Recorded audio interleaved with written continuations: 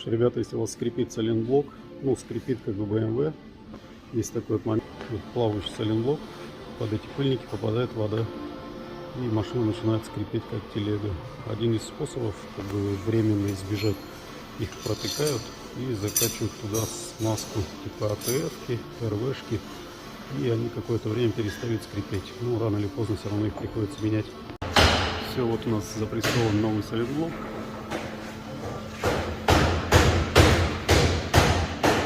Четко. Сейчас собираем все в обратном порядке. Ну, что у нас? Финишная прямая, установка колеса. Также делаем аналогично вторую сторону и отдаем машину.